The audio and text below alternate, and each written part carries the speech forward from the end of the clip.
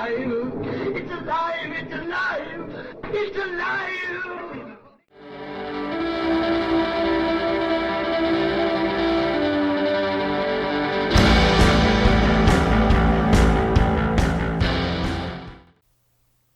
Hello and welcome to Alive After Reading. I'm your host, Tim Niederreiter, and with me today is a new guest to the show, Ken MacQueen. Welcome to the show. Thank you very much, Tim. I'm excited to be here. Well, Ken, I don't know a whole ton about you just yet, but I know this is your first book that you've got coming out in October. That's exciting. Yes, my first book, but my third attempt, shall we say. Okay. But, the first two are ripening on my hard drive like a fine cheese. And eventually, who knows what will happen to them. Yeah, that's how it goes. I wrote, because I started writing when I was in high school, old story, but I wrote like 6 books before I even thought about publishing anything. Because I was for one thing, I was 14 and autistic, so when I didn't know anything about people or anything when I first wrote a book. So they didn't turn out super well. Thing Yeah. To start a book at 14. I guess. It's been a while. The nice thing is you don't know what you don't know at that age. No, it was really, really helpful to have that level of confidence that just is like, oh no, this is gonna be easy. I can do it. It's a matter of numbers. Just write words, and that it still kind of is that to get the book done. Yeah. Anyway, so Ken, what's your book called? It's called Hero Haters, and it's I guess you classify it as an adult thriller. Nothing, no vampires, no paranormal, none of that stuff. Just good old meat and potatoes, mayhem, murder, kidnapping, that sort of thing. Oh, we do love kidnapping in books. In books, yeah. Only in books. Come on. Yeah. No. I guess I wanted to ask you, what was the writing process like? This is your third novel you've ever written. It's your third attempt, as you say. So I am very curious about what it's like to look at publication so quickly and stuff like that. I mean, I recently had another guest on, my old co-host Rob Ward, who also recently published his first book. But because I helped him with it, there was less to ask him about. At least it felt like it was a different situation. Anyway, so how did you approach writing this book, I guess? Well, I have to say that I've learned a lot. My day job for many decades was as a journalist. I wrote for Canada's news magazine, Maclean's, and previously for 2 national wire services.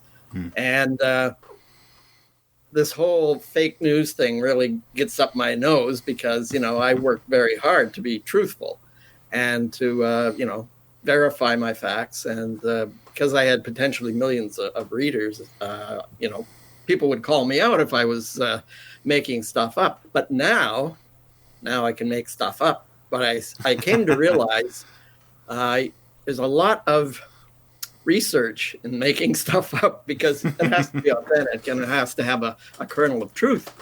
And so that was the process. I was researching. I ended up falling down a rabbit hole, I guess. I decided I would set this book in the United States. I'm just across the border in Canada. And so I set it in Washington State. And I thought, where in Washington State should I put this? And I came across this port city called Aberdeen. And I could tell it was a kind of a rough and ready port from what I read in the newspapers. But then I started digging and I discovered, well, hey, this is the hometown of Kurt Cobain and, Nirvana's frontman. So I thought, well, cool. So then I dug a little more and then I found out that a century before that, there was a serial killer there named Billy Goal.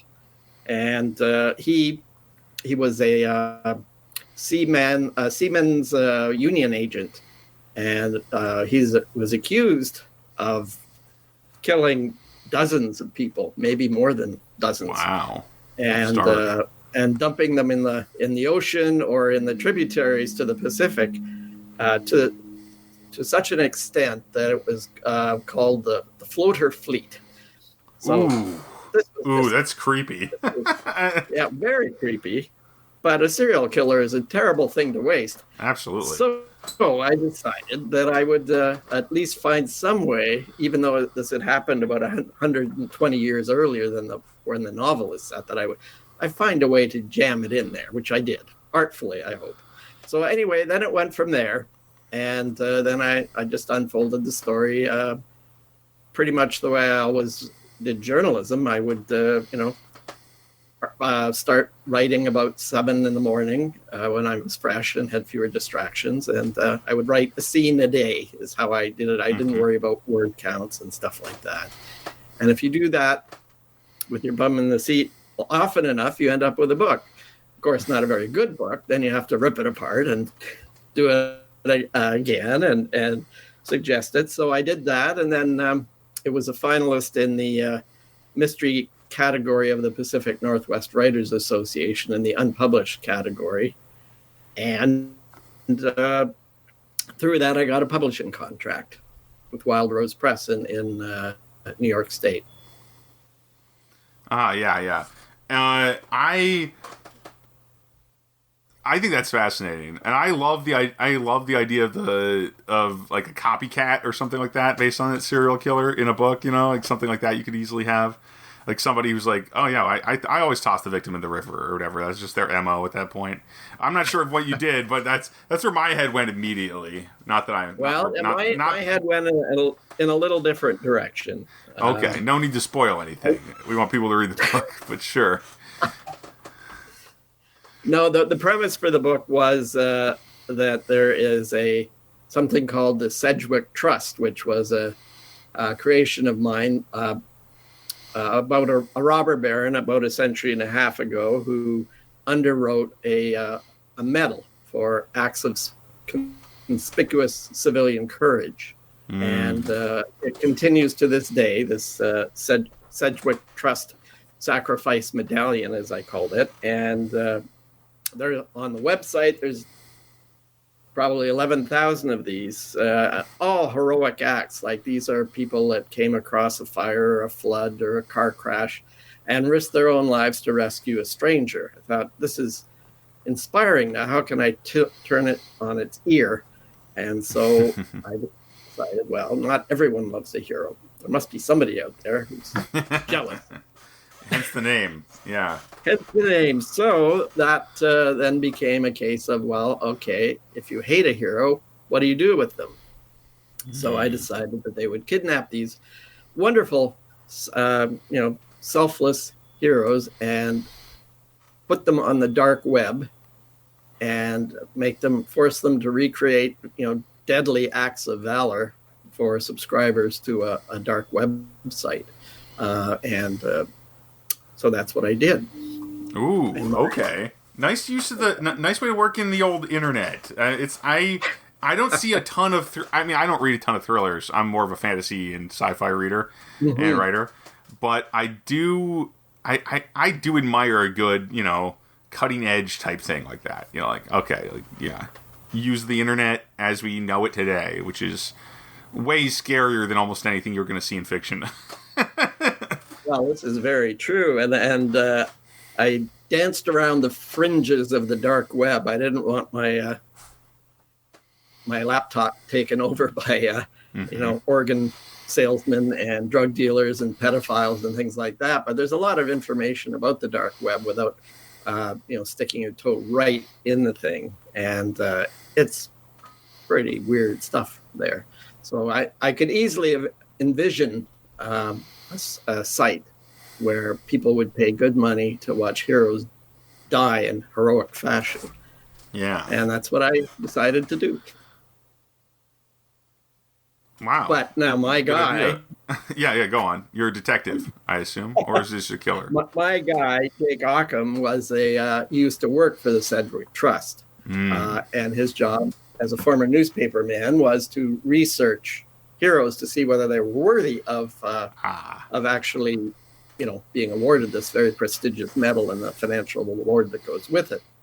Then he got called back to Aberdeen to edit his family struggling weekly newspaper. So he had to fly across the country and start working as a newspaper. as a former newspaper man myself, of course, inevitably I had to make my hero, make him a reporter, which I did.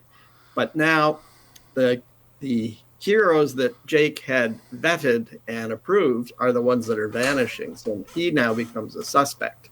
The same trying to figure out what the heck has happened to these heroes. So, and then he doesn't know why his heroes are being targeted. So that's part of the mystery that flows through the story. That sounds like it winds up real tight. That sounds excellent, frankly. I mean, I think, I guess what I've got to say is I like a tight plot, that's wound really densely. And that sounds to me like that's what you got going there. There's a lot of interconnectivity, it sounds like. Well, I'm a simple guy, right? I wanted a straight ahead kind of thriller. I mean, there's a lot of side stories that come into this, of course, including my serial killer. It's not a time travel story, though. There's a way that I work the serial killer in without going back in time. But I won't tell you about that part. But I was quite happy with how that worked. And I just had no idea how the story was going to end when I started it. And I'm not big on outlining because it makes me get bored with the story before I figure out how it's going to go. So yeah, me too. It was, I just kept building a scene at a time, artfully laying bricks. And then partway through, I finally figured a way through to the end. So that was a great relief. It's always great when a plan not a plan comes together, but when the story comes together, it feels like magic sometimes, even if you're not writing a story that has magic in it. I totally agree. And then I had other deep questions. Do I work COVID into it, in the pandemic? And writers are of two minds about that. Some say no, it's death because you're going to date your book. And then the other aspect is, well, it's hard to ignore. So what I did was set mine in 2019, which was a chicken shit way of avoiding it's the end of the world before COVID. Yes. Yeah, exactly. Yeah. So, I was going to ask you about that actually, because that is an interesting conundrum for any modern author writing in a modern world. And I mean, nowadays it doesn't seem like it's as big a deal because I at least feel like with the vaccines out and everything, we've probably been through the worst of it, but that's maybe controversial to say. I don't know. No, well, I sincerely hope that's the case. I have not had it. My wife has, but I managed to escape it somehow. Well, I think I tested positive back in January, but I'd already been vaccinated a few times. I'm not sure. I tested positive once, and that was it. And I didn't have many symptoms. It was pretty easy to handle at that point. I know some people had it a lot worse, but yeah. Yeah, I know a few people that had it a lot worse, but no, I was very lucky, and I've been vaccinated up in Yin Yang, so I've had two boosters, shall we say, after the initial two. So yes. I'm feeling bulletproof, so now I'll probably just get hit by a bus or something instead. Well, that's not a bullet. You might still be bulletproof. That's true, too. A bus is just something different. You got to be bus-proof. Anyway. So is this book going to be part of a series? Do you have any plans to do more with these characters? Yeah, I think I will. I grew to like Jake, and I've got a backstory for him, and I think that I can do something with it. In my initial backstory, Jake was an elite rower and had just been called up to do Olympic trials for the U.S. Olympic rowing team.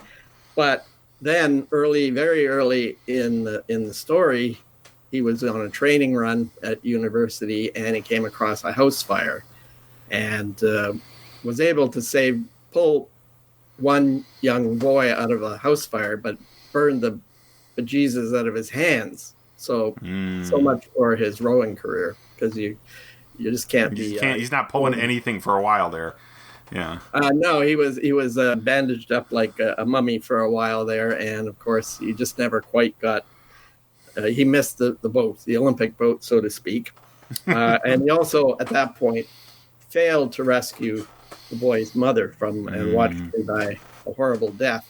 So he has serious doubts about his own heroism, right? And that's another part of the thing that I really enjoyed exploring in this, and that's who am I when no one's looking? Am I a hero but only in my imagination? Or you don't really know how you're going to act. And I've researched heroes a lot, and heroism in these cases, and it's always a spontaneous act, like the person who runs into a burning building or pries someone out of a burning car or dives in to the rapids to save someone's life. They may not have known that they were going to do that 2 minutes before, and they don't even know this person, and they're risking everything for this person. Mm-hmm. And it really seems to be a spontaneous act.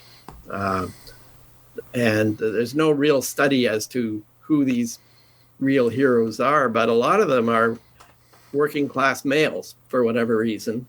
But not all of them. There are women who've done incredibly courageous things, and old people, young people. So I've enjoyed that aspect of it. What makes a hero, and I have no idea.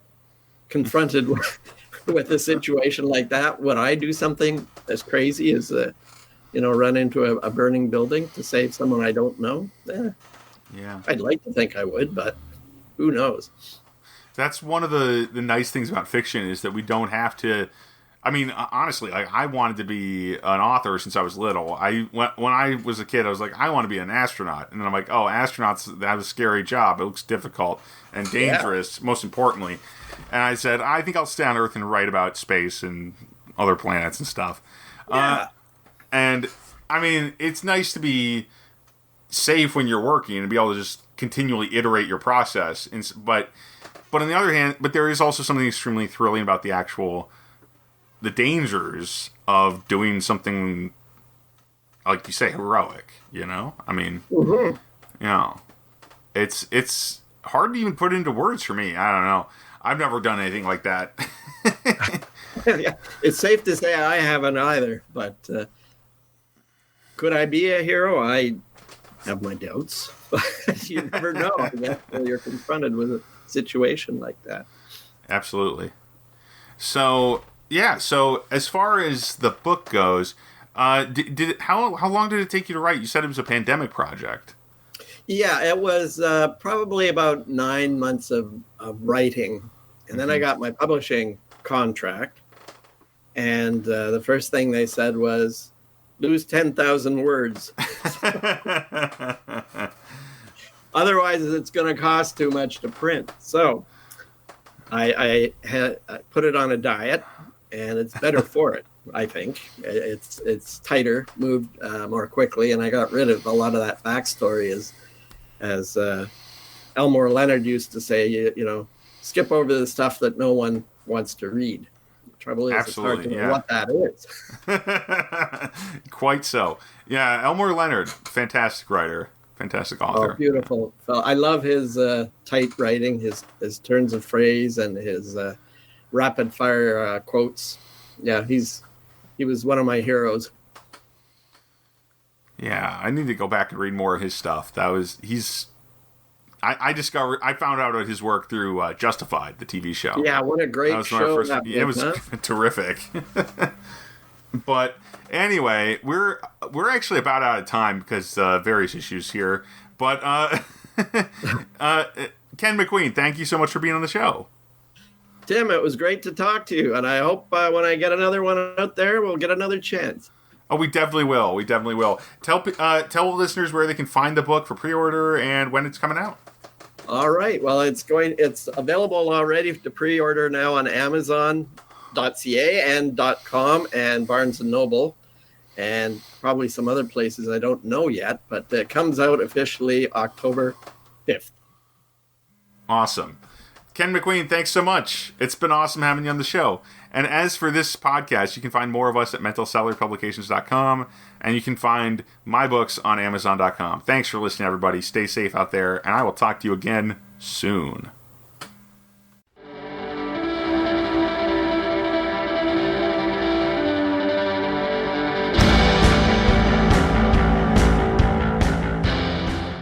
That tears it.